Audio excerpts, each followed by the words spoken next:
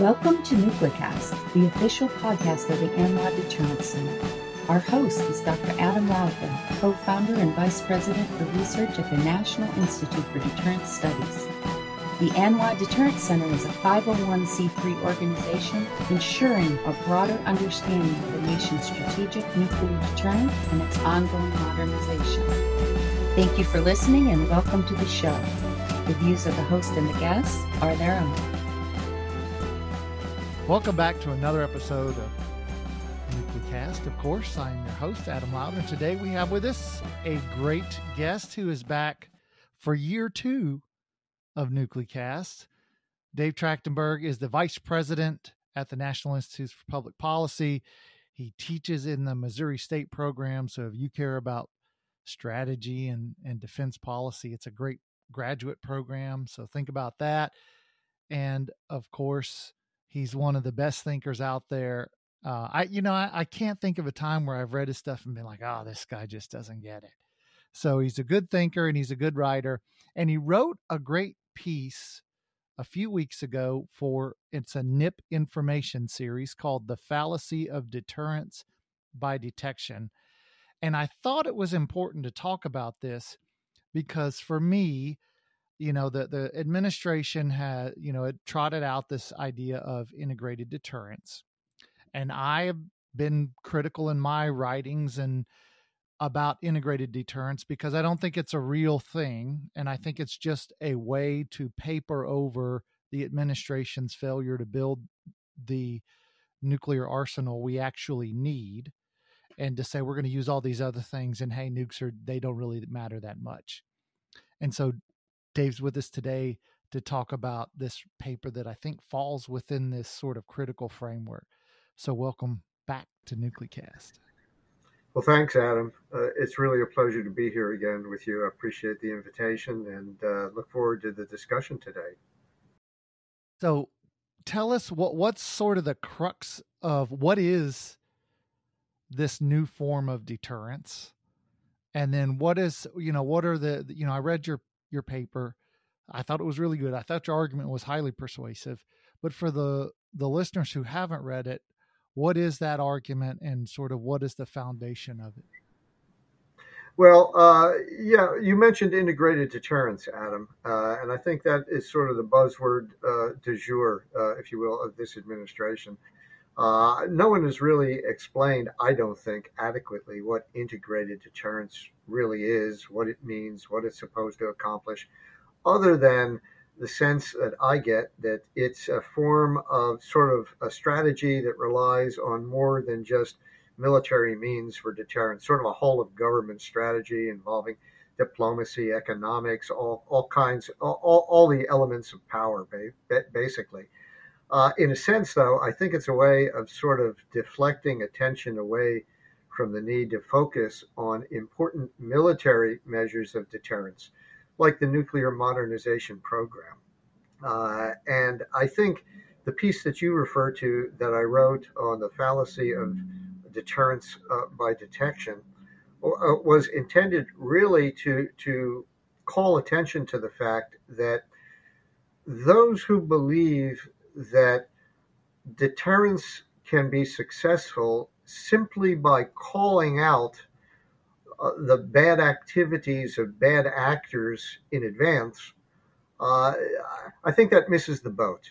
I think really that is an ineffective way to deter an aggressor who's bent on aggression, by the way. If there's an opponent bent on aggression, simply saying, we know what you're going to do, don't do it, is by and large, in my view, likely to be insufficient to prevent that opponent or that aggressor from actually taking the action we don't want them to take. So that's why I say I think it's a fallacy to rest your deterrent on a belief that exposing information, and in many cases, the way this administration has approached deterrence has been to essentially declassify intelligence information, to let opponents know that we know what they are planning, in the hope that will stop them from acting in a way that we don't want them to act.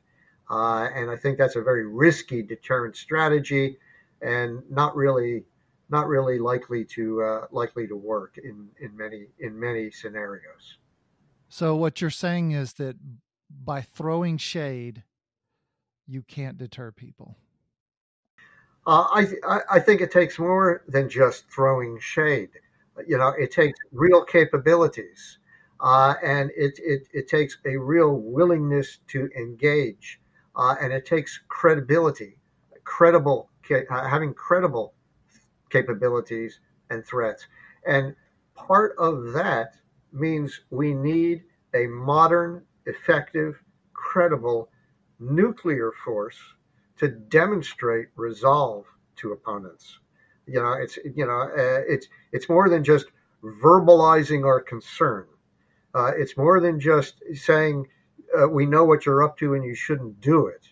It takes unfortunately, real hard military power to be able to convince opponents who are bent on aggression, who have goals that are inimical to U.S. national interest, to think twice before they make a move that we don't want them to take. So the way I've looked at it and sort of written about it is I see deterrence sort of as a scale. And on one end of the scale is deterrence by dissuasion. So I would put this as a dissuasive effort. It could be anything from demarches to, I remember back, you remember that instance, and I'm drawing a blank on the exact, but I think it was Kennedy who, Khrushchev said, we're not doing, and then Kennedy slid pictures across the table, and it was, intelligence that pictures of what they were actually doing. And then the Russians pulled back. So that would be, he didn't threaten, but he tried to dissuade, or, UN resolutions, very, very passive efforts, but they also have the lowest probability of working. It's sort of like social coercion where, you and I might say, hey, we don't smoke pot. And we've got another friend who does smoke pot. And we say, hey, if you want to be part of our friend group, we're not pot smokers. So you're going to have to give up the pot. You don't threaten them, but you use social coercion. So that's, to me, dissuasive. And then there's denial, which is active, countermeasures. And then I see threat at the far spectrum, and then deterrence fails when you have to act. So that's sort of my spectrum of deterrence. And to me, what struck me about the article and your quotes from General Berger, it was General Berger, who said that, well, threats aren't working, so we're going to dissuade. That's saying, the strongest measures don't work, so we're going to take weaker measures and they'll work. And I sort of was scratching my head thinking, how do you figure that? How do you figure the most passive thing you do is going to be more effective than the thing that there's an actual threat? And maybe the only reason you can say that is because the U.S. has no credibility whatsoever. And therefore they're afraid of being shamed. And that's stronger than our threats.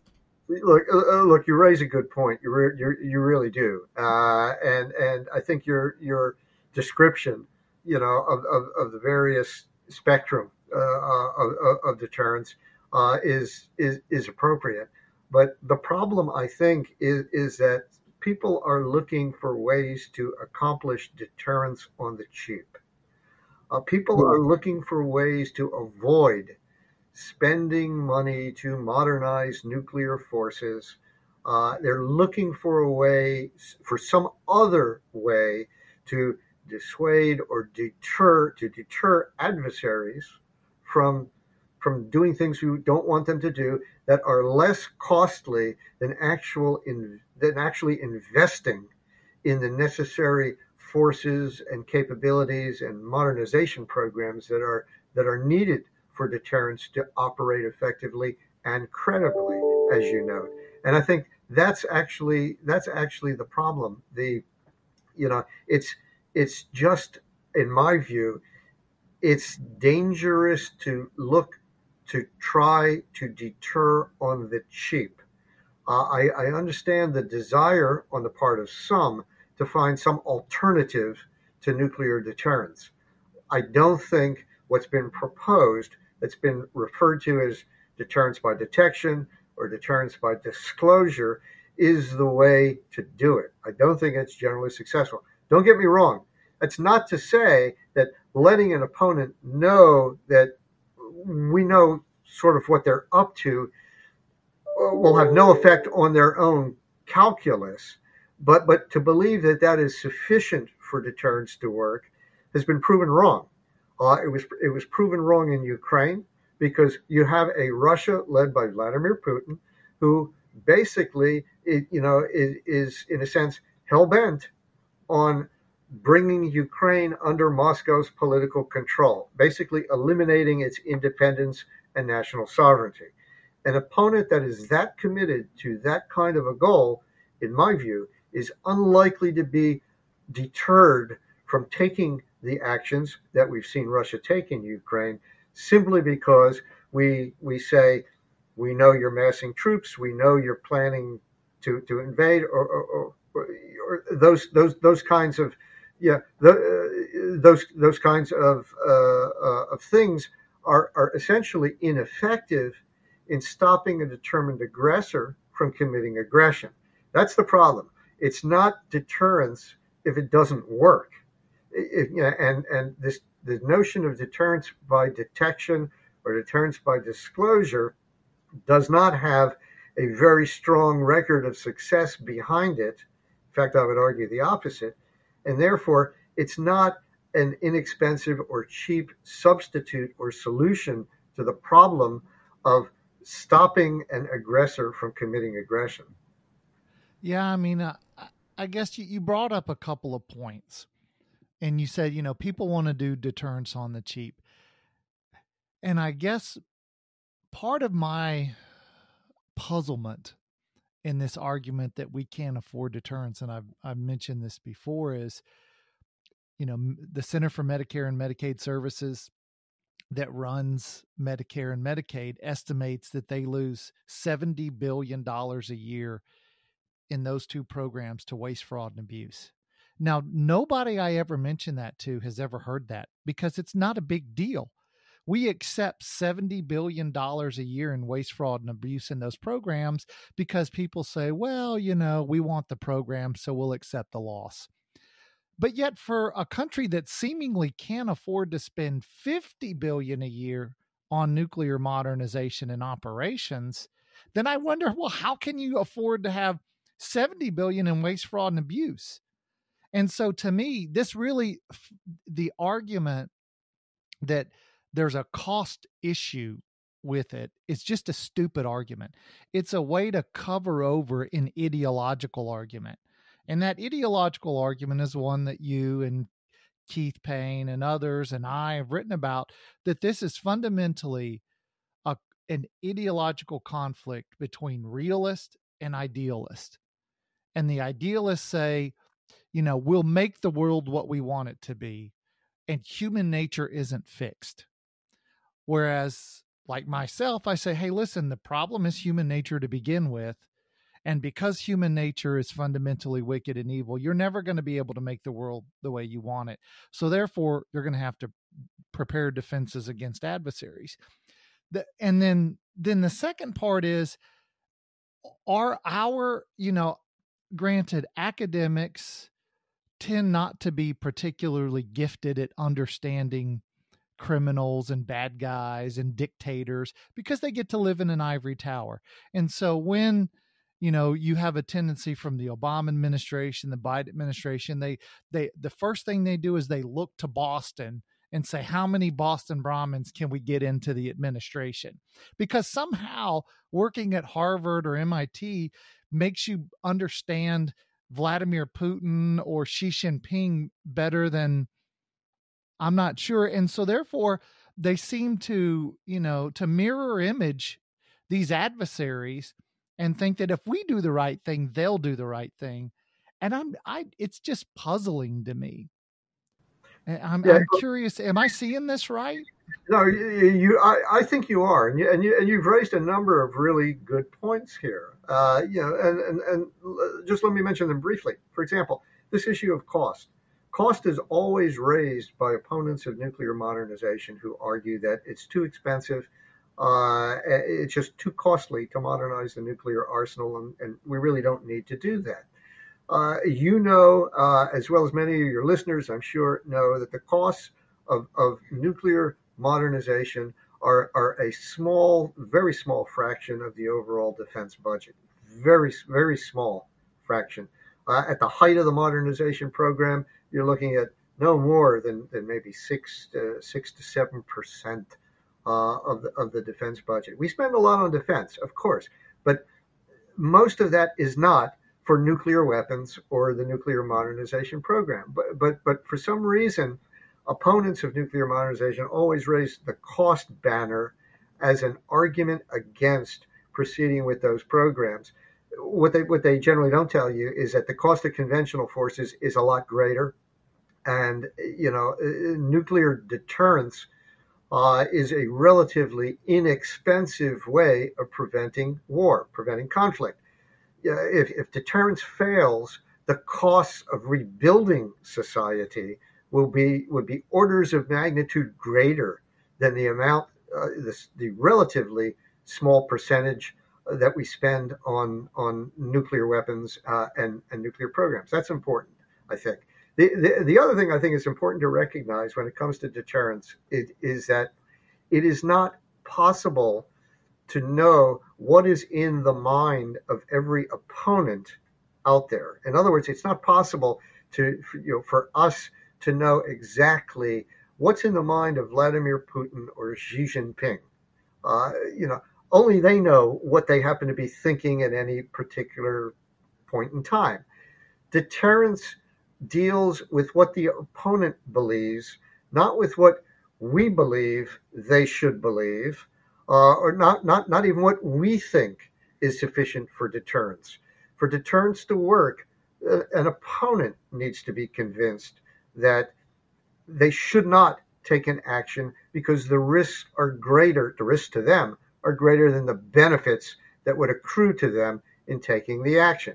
So those who say we can afford deterrence on the cheap, or we can afford to spend less on nuclear weapons, or we can afford to reduce our nuclear stockpile more and still be safe and secure and ensure that deterrence works, frankly, in my view, don't know what they're talking about because they can't see into the minds of various opponents out there.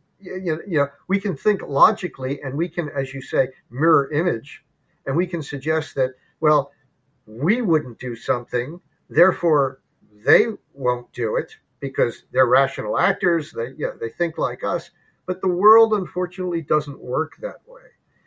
Leaders of aggressive countries, leaders of opponents that seek to displace the United States as a preeminent, dominant power in the world today have different goals. They have different objectives. They come at these issues from different historical perspectives, different cultural views. All of those factor into their decision-making process. Our job here is to try to shape their decision-making process as best we can by presenting them with a realistic, credible threat to them if they take an action we don't want them to take. That's how deterrence works. I would align myself with what you said. I sort of consider myself to be a realist rather than an idealist, in the sense that international politics and international relations, is made up of all kinds of actors with different goals and motivations. And unless we understand the motivations of others, it's really hard to know what it's going to take to prevent them from taking actions we don't want them to take. But that's the nature of the deterrence business. That time in the show where we have to take a quick break. We're talking to Dave Trachtenberg, and we'll be right back. This episode of NucleCast is brought to you by the AMLA Deterrence Center. whose mission is to educate Americans about the nuclear enterprise and strategic deterrence.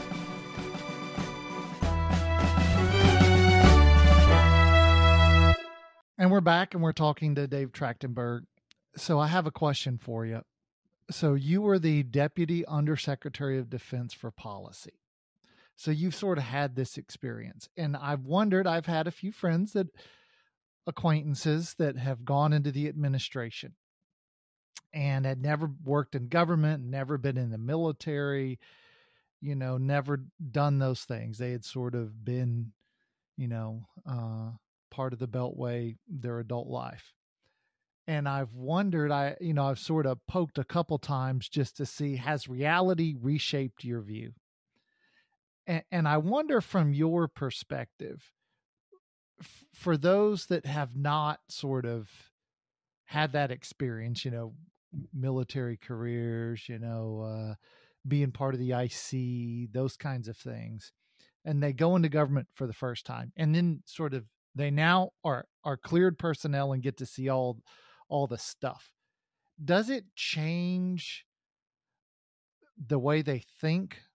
Because I had Ash Carter come to whenever I was the SANS director out in New Mexico, and he met with myself and my group of guys and gals, and Ash was as strong on nuclear modernization as anybody. And he had started out as an anti-nuke guy.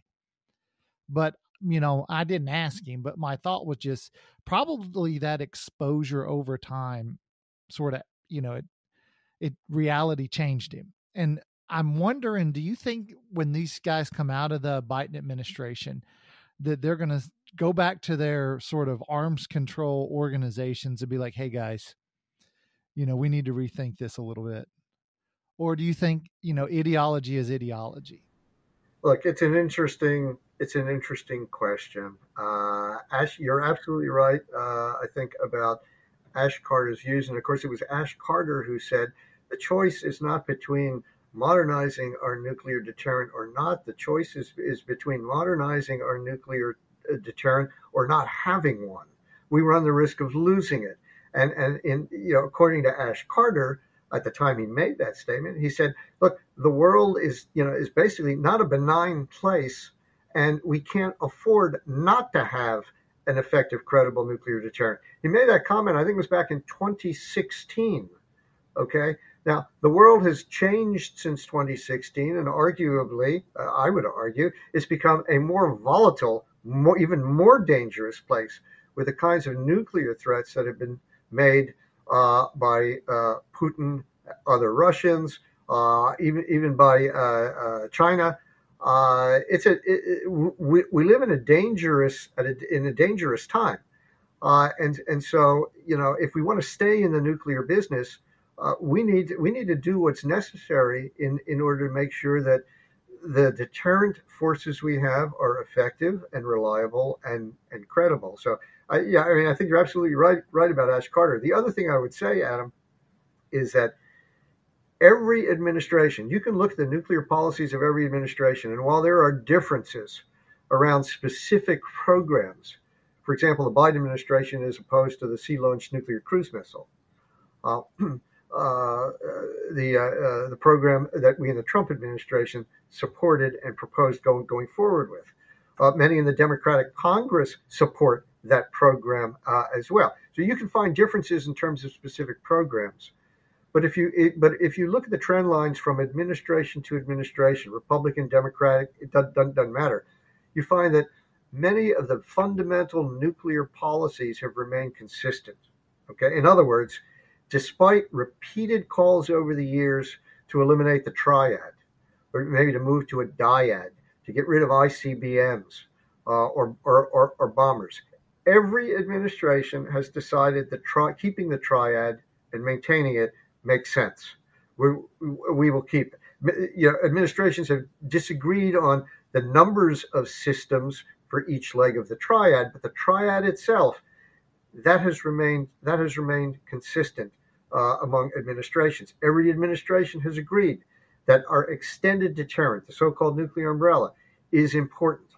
Every administration has agreed on certain fundamental principles of U.S. nuclear policy. So, in a sense, maybe you're right.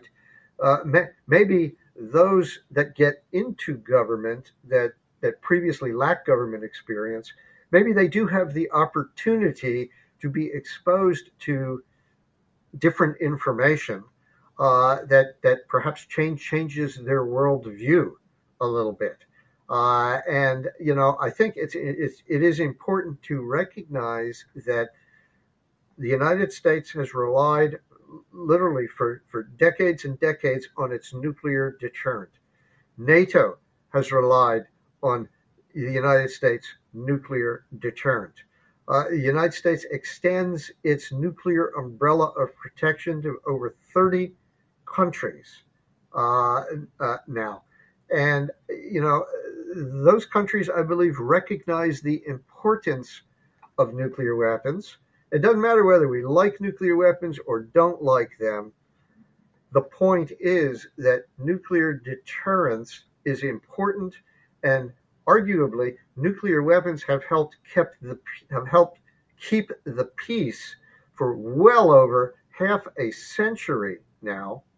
And the notion that we can afford to either do away with or substantially reduce our nuclear arsenal, our nuclear deterrent, and still be safe and secure here at home, I think is somewhat of a dangerous concept, certainly in light of today's international environment.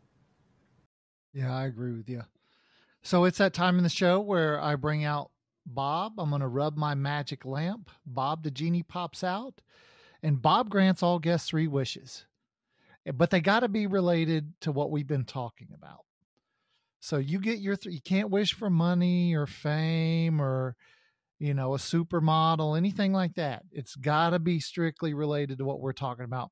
So wish number 1, what is it?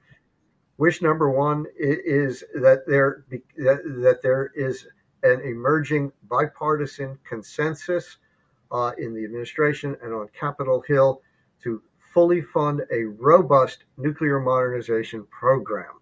And it may be that we even need to do more than the current nuclear modernization program, which, as you will recall, was basically proposed back in the Obama administration, when the international environment was more benign than it seems to be today. So my first wish would be to develop some kind of bipartisan support for an effective, credible nuclear modernization program that may even exceed the parameters of the current program of record. That would be my wish number 1. Okay, number 2. My wish number 2 would be some kind of an agreement among all parties to go beyond this Cold War notion that says mutual vulnerability equates to strategic stability. In other words, there's this Cold War thinking that as long as we are vulnerable to an attack from major powers like Russia and China, then that's stabilizing, and anything we do to defend our homeland against missile threats from major powers or great power competitors, whatever you want to call them, nuclear peer competitors, that is destabilizing or provocative, I think is a dangerous policy to follow. And to date, the United States has basically taken rudimentary steps to defend its territory from the so-called rogue states like North Korea. But we have made a conscious decision not to defend our homeland from the arsenals of Russia or China under this Cold War notion of stability that says, oh, that would be destabilizing. That would be provocative. We don't want to do that. I think it's time to rethink that. My second wish would be that that a consensus emerges that it's time to rethink our national vulnerability to great power nuclear threats. Okay, and your final wish? That's a good question. I guess my final wish would be, I wish that we could return to a situation where these issues that we've been talking about can be discussed and debated civilly among all parties in a way that is logical and rational and does not lead to basically to the kind of polarized political positions that seem to be taken by people on all sides of this issue. I would like to get back to a point where we can actually have a reasonable, rational discussion on what is to be done and why, without engaging in the kinds of polemics that seem to be more and more evident in debates on serious issues like the kind that we're discussing here. I guess that would be my third wish. Yeah, those are 3 good wishes. I think Bob's willing to grant those. I'll make sure he does it. Any final thoughts for the listeners? Any, if you have to, give that 1 or 2 points that you'd want listeners to walk away with and remember? Look, first of all, I reiterate, I appreciate the opportunity to share some thoughts with you as always. I find these discussions intellectually stimulating. I hope listeners do as well. So I thank you for that. I do think it's important to know that now that nuclear weapons issues seem to have moved back from the back burner back to the front burner again in terms of people's attention. I do think it's important. So the important takeaways are that nuclear deterrence is critically important. We shouldn't skimp or look to try to achieve deterrence on the cheap. There are things that we need to do in light of what opponents and adversaries are doing and have been doing over the past several decades that we have not kept pace with. And I think it's important for people to sort of understand that freedom isn't free, and in order to preserve our freedom, we need to do what it takes. I'm a firm believer in Reagan's mantra of peace through strength. Much as I wish the world were different, we live in the world we live in, and therefore it's important, in my view, that we pay serious attention to the state of our overall deterrent capability, especially our nuclear deterrent capability, and better ways that we can defend our homeland against potential aggression in the future. Yeah, I agree. Dave Trachtenberg, thanks for coming on NucleCast. Thank you. I appreciate it. And thanks to you, the listeners, and we'll see you on the next episode. Well, as always, it's great to talk to Dave Trachtenberg. He's a super nice guy. I don't know if you may or may not know him, but one of the most nice gentlemen you'd ever meet. And he's a good, solid thinker. And, he's got a wealth of experience over the decades. And it was interesting just to talk about this, sort of this approach by, it was a deterrence by detection. And, if you read the article he wrote, so you got to go to NIP's website and then go to the information series, and then you'll find it. But he quotes General Berger, David Berger, the Marine Corps commandant, who sort of proposed and said, deterrence by threat isn't working. So therefore, we're going to do this deterrence by detection. And I'll be honest with you, that's a head scratcher for me, that we think that we're going to expose people's potential bad actions and think they'll be deterred when threats don't work. So it was good to talk to Dave about that. Hopefully you found that interesting as well. This has been a production of the ANWA Deterrence Center, a 501c3 that seeks to educate key decision makers, stakeholders, and the public to ensure a broader understanding of the nation's strategic nuclear deterrent. Our executive producer is Kimberly Charrington, and this episode has been engineered and mixed by David Krumthal.